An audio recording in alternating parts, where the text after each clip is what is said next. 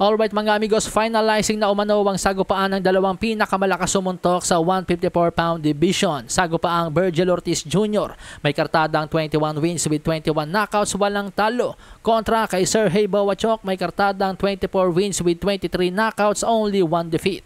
Ayon sa report ng ESPN Boxing Insider na si Mike Coppinger, target date umano para sa sagupaang Ortiz versus Bohachuk ang August 10 sa Las Vegas.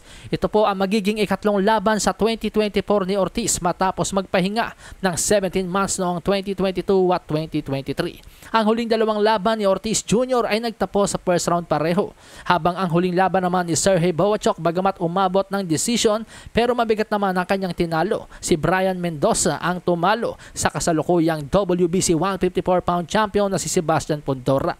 Samantala, WBC World Lightweight Champion Shakur Stevenson nangangamoy lilipat ng Matchroom. Ito ay matapos i-retweet ni Shakur Stevenson ang isang panayam kay Matchroom promoter Eddie Hearn, kung saan sinabi ni Eddie Hearn na hindi daw alam ni Bob Arum kung paano i-promote si Shakur Stevenson. Kaya't nais kunin ng Matchroom itong si Shakur Stevenson. Matunog na nga po mga amigos ang balita, ang paparating na laban ni Shakur Stevenson sa July 6 kontra kay Artem Harutyunyan ay ang posibleng last fight na ni Shakur sa Top Rank at papasok na ito sa pre-agency. At Matchroom ang number 1 candidate na lilipatang promotional company ni Shakur Stevenson.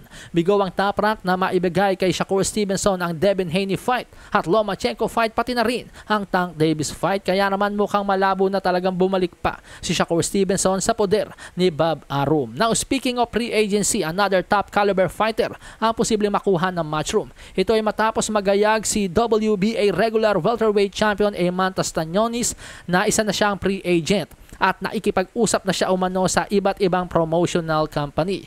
Ngayon, kung totoo si Eddie Hearn sa kanyang nais na gawing undisputed daw itong si Jaron Boots Ennis sa welterweight division, magandang pagkakataon po ito kay Eddie Hearn na kunin si Eimantas Stanionis dahil sa August po mga amigos, posibleng ma-elevate as full champion si Stanionis. Ito ay kapag nanalo si Crawford kay Madrimov, dahil malamang na hindi na po ito bumalik sa welterweight kapag nanalo itong si Crawford kay Madrimov. At kapag na-elevate naman si Stanionis as WBA full champion, pwede nang ikasa ni Eddie Hearn ang unification sa pagitan ni na IBF World Welterweight Champion Jaron Boots Ennis at WBA Welterweight Champion Eimantas Stanionis.